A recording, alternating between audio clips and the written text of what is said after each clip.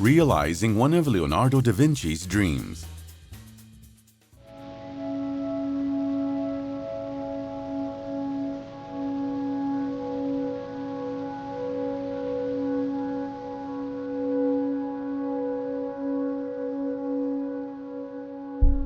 Yeah, it's been something that has attracted me to flying, ever since I was a kid, just the sort of the miracle of just being able to float up in the air and be in control of that. To be able to maneuver in all three dimensions, and I can go off-road and then also go into the air to get somewhere.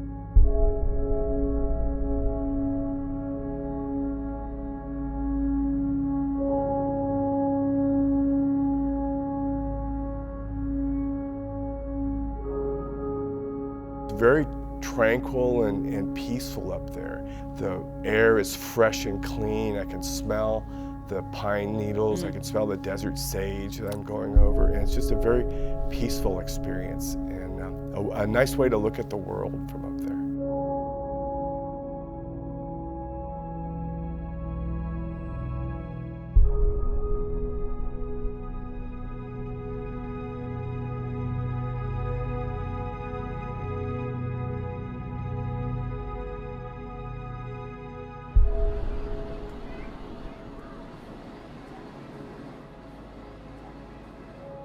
What inspires you about the way Da Vinci looked at the world?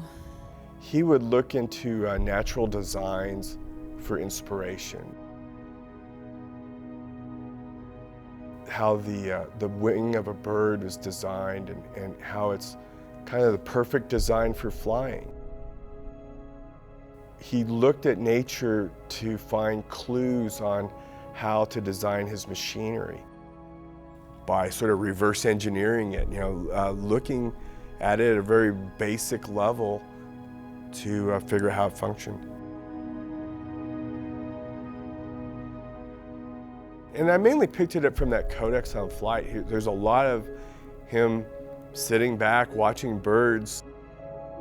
How a bird likes to climb by climbing into the wind, and when he descends, he likes to go with the tail of the wind.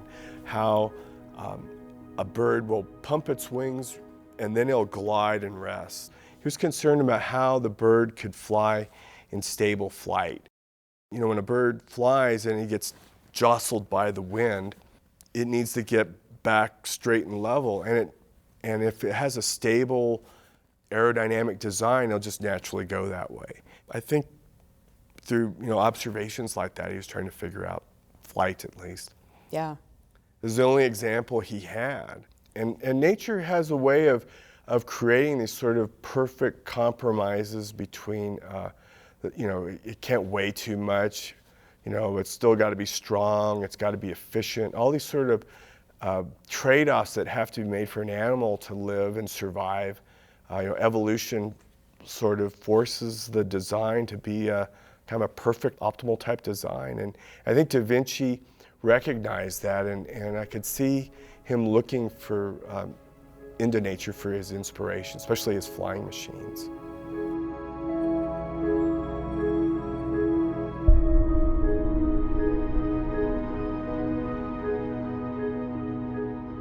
What really intrigues you about his whole process? Back then, if you wanted to capture something, you had to draw it. You had to very carefully examine what you were looking at. How is the bird's wing connected to his body, and how are the feathers curled? And all his drawings have that level of detail and insight in them.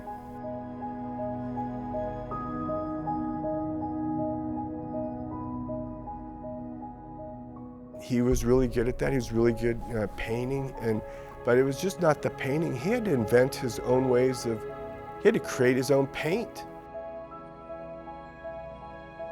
out of rocks and stuff. He wasn't able to go to the store and buy paint. He had to design his own painting schemes. He came up with new ways of putting up frescoes. But he was inventing painting while he was painting. That's kind of amazing. Yeah. And thinking about flying. I mean, figuring out the mechanics. Yeah, the thing about flying, and I got picked up on that looking through the Codex, he kind of looked at it as the ultimate achievement, kind kind of like a moonshot sort of a thing, that if he could achieve flight, he would be the most famous person on the planet, you know. And I think he was pretty famous already, but being able to demonstrate flight, you can see in the Codex, he talks about how it would be the greatest achievement of all time if you could demonstrate flight. But I think at some point he understood that he wasn't going to be able to build an ornithopter, which is a flying machine that flaps its wings like a bird, that with human power. There's just, the human body isn't able to flap the wings hard enough to make it fly. And his studies kind of shifted more towards gliding flight. And I think he would have come up with something like a hang glider if he had the time and resources to actually work on it. But he probably got distracted, and he seemed to be a guy who was distracted all the time. He would work on one project and work on something else, and got distracted away and wasn't able to finish his flying machine.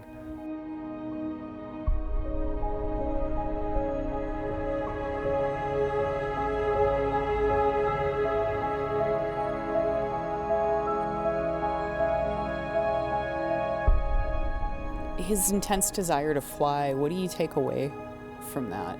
Why do you think that was sort of his ultimate goal?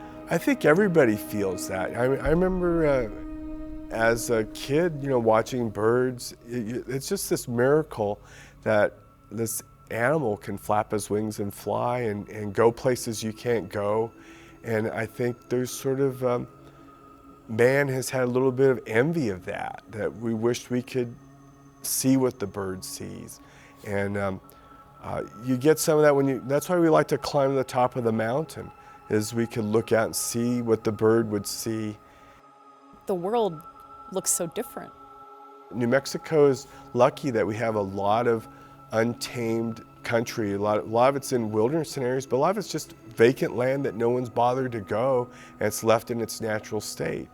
And I've flown over canyons that don't even have a name to them on the map. And they're some of the most beautiful canyons and eroded formations I've ever seen, but they're just blank spots on the map. And so when you fly, you're able to look at that, and I'd like to take Da Vinci on a flight over some of my favorite spots.